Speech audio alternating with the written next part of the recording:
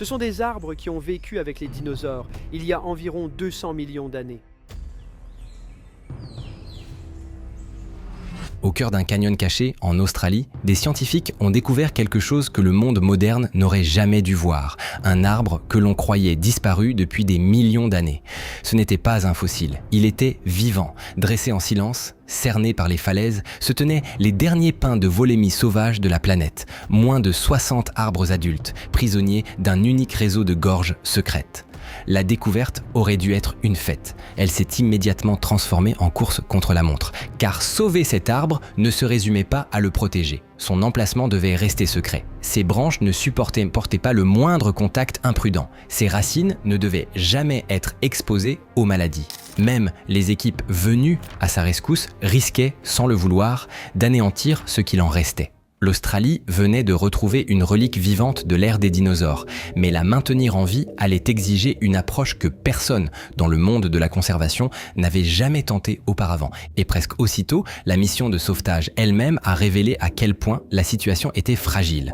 Lors d'une première mission de reconnaissance, un hélicoptère venu prélever des cônes a accidentellement sectionné des branches avec son rotor. Le message était sans équivoque. Même l'intervention la mieux intentionnée pouvait nuire à une espèce aussi rare. L'emplacement exact du bosquet a été verrouillé et partagé uniquement avec un cercle très restreint de personnes habilitées. Quiconque y pénétrait devait respecter des règles de biosécurité draconiennes, notamment le port de chaussures stérilisées, car une seule semelle contaminée pouvait introduire un pathogène dans l'unique population sauvage connue.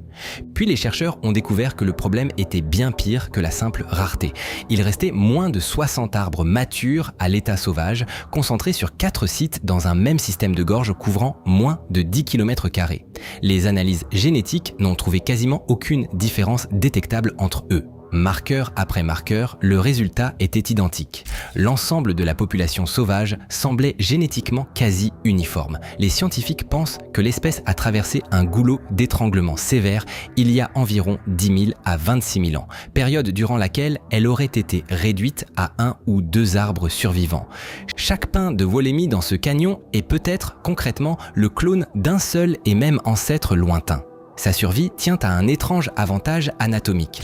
Volemia nobilis a la capacité de drageonner, c'est-à-dire d'émettre de nouveaux troncs à partir de bourgeons cachés près de sa base. Il n'a pas besoin d'être coupé ou abîmé au préalable. Certains individus déploient plus de 40 troncs à partir d'un seul et même système racinaire. Un tronc visible peut mourir, tandis que l'organisme enfoui continue de produire des remplaçants.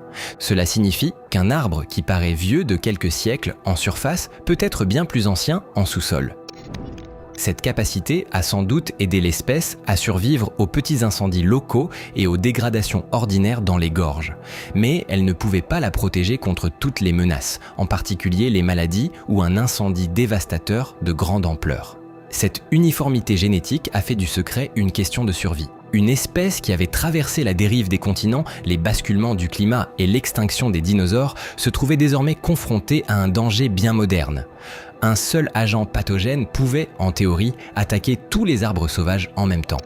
En novembre 2005, cette crainte est devenue réalité. Des arbres sauvages ont été découverts infectés par Phytophthora cinnamomi, une moisissure d'eau destructrice qui s'attaque aux racines. Les gardes pensent qu'elle a pu être introduite dans les gorges par des visiteurs non autorisés. L'arbre avait survécu pendant des millions d'années, mais la curiosité humaine avait presque introduit son bourreau. La réponse australienne s'est organisée sur 2 fronts. D'un côté, il fallait protéger le bosquet sauvage jusqu'à la dernière branche. De l'autre, tout miser pour que l'espèce ne dépende plus d'un seul canyon tenu secret. Prélever des graines dans la nature restait bien trop risqué, alors les horticulteurs se sont tournés vers le bouturage. Les jardins botaniques royaux de Sydney, les chercheurs de Mount Annan et les spécialistes de la multiplication ont lancé un vaste programme de clonage à partir d'un nombre limité de lignées mères. Leur objectif était simple, inonder la planète de pins volémie, parfaitement légaux, pour que les spécimens sauvages ne valent plus la peine d'être volés. Mais avant d'en arriver là, une question essentielle restait en suspens. Les boutures de pins volémie allaient-elles prendre racine ? Pour beaucoup de conifères, les cultivateurs utilisent des hormones de synthèse, les auxines, afin de stimuler la croissance des racines. Comme les espèces apparentées y réagissent bien, les chercheurs s'attendaient aux mêmes résultats, sauf que les essais se sont révélés irréguliers. Ils ont alors testé l'hypothèse la plus simple. Aucune hormone du tout. Le résultat les a pris de court. Les boutures s'enracinaient toutes seules. Environ 71% des boutures apicales et 82% des boutures de tiges basses ont produit des racines sans le moindre apport chimique et l'hormone n'améliorait en rien le processus. Le même comportement de CP qui avait permis à l'espèce de survivre dans la gorge la rendait désormais étonnamment facile à cloner.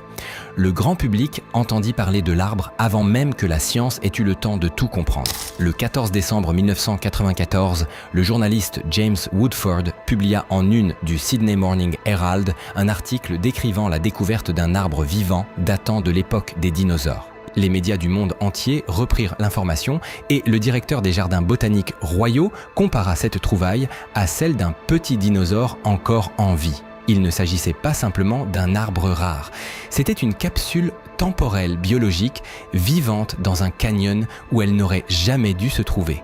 En 2005, 11 ans après la randonnée de Noble, le pin de Wollemi fut officiellement présenté à la planète. Puis, le 23 octobre à Sydney, Sotheby's mit aux enchères une édition collector de première génération. 292 jeunes plants répartis en 148 lots, chacun accompagné d'un certificat le rattachant à l'un des 15 arbres parents sauvages.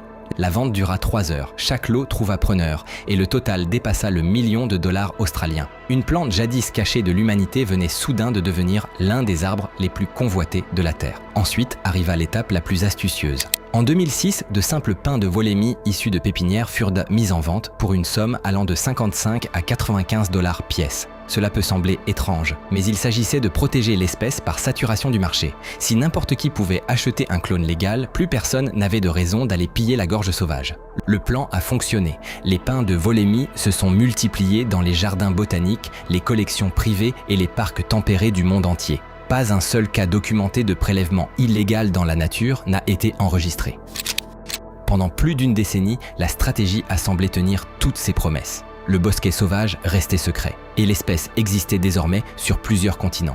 Mais les arbres de jardin n'étaient qu'une partie de la solution. Au milieu des années 2010, des chercheurs dirigés par Heidi Zimmer ont planté de jeunes pins de Wollemi sur un nouveau site sauvage, une forme d'assurance contre un point de défaillance unique. 2 ans plus tard, 85% avaient survécu. Certains n'avaient presque pas grandi, mais ils vivaient. D'autres poussaient plus vite, mais mouraient plus souvent.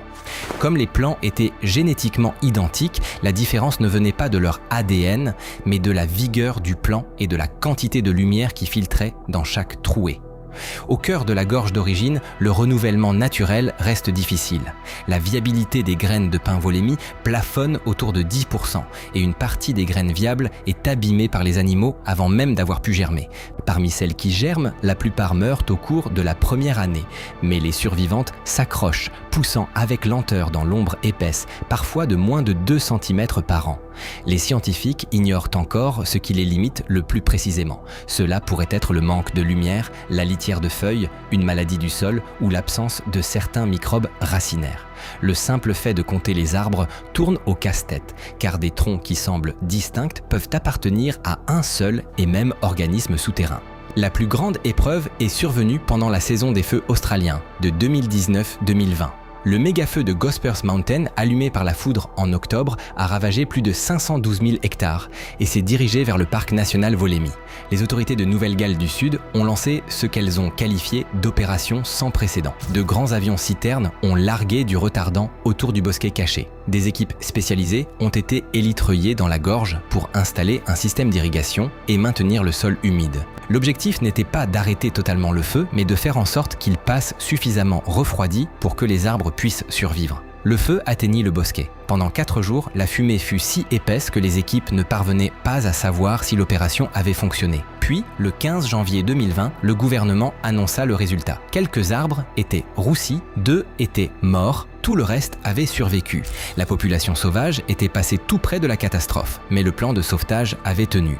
Et surtout, à ce moment-là, l'espèce ne vivait plus uniquement dans ses gorges. Elle existait dans des jardins, des pépinières et des collections de conservation partout dans le monde. Après les incendies, le programme entra dans une nouvelle phase. En octobre 2023, plus de 170 jeunes pins de Wollemi furent expédiés vers 28 jardins botaniques à travers le Royaume-Uni et l'Europe, d'autres arbres partant vers des jardins en Australie ainsi qu'un spécimen à Atlanta. Cette métacollection avait été conçue pour disperser chaque trace de variation génétique restante à travers de multiples zones climatiques afin qu'aucun incendie, aucune épidémie ni aucune erreur humaine ne puisse anéantir toutes les lignées en une seule fois. Vint ensuite une étape discrète, en 2025. À Wakehurst, le jardin partenaire de Kew dans le Sussex, des pins de Wollemi plantés des années plus tôt produisirent une récolte de graines exceptionnelle. Au lieu des 20 à 30 graines habituelles, le personnel en collecta 168, dont environ 134 considérées comme potentiellement viables. Pour la première fois, des graines produites à Wakehurst ont pu être déposées à la Millennium Seed Bank. Chacune portait en elle quelque chose de presque impossible. Une combinaison génétique inédite, issue d'un arbre que l'on croyait disparu, descendante d'une population qui ne possédait presque plus aucune diversité génétique. C'est ce qui rend l'histoire du pin Wollemi si singulière. Il n'a pas été sauvé uniquement par le secret, ni uniquement par la science, ni uniquement par l'argent. Il a survécu parce qu'un canyon caché l'a maintenu en vie, parce qu'un randonneur a remarqué ce que d'autres avaient manqué, parce que des botanistes ont reconnu l'impossible et parce que des protecteurs de la nature ont rendu l'arbre le plus rare d'Australie assez commun pour se protéger lui-même. Mais l'arbre qui semblait autrefois prisonnier d'une seule gorge pousse aujourd'hui aux quatre coins du monde. Un fossile vivant est devenu un réseau vivant et une espèce que le temps avait presque effacée s'est vue offrir un avenir, simplement parce qu'on l'a partagé.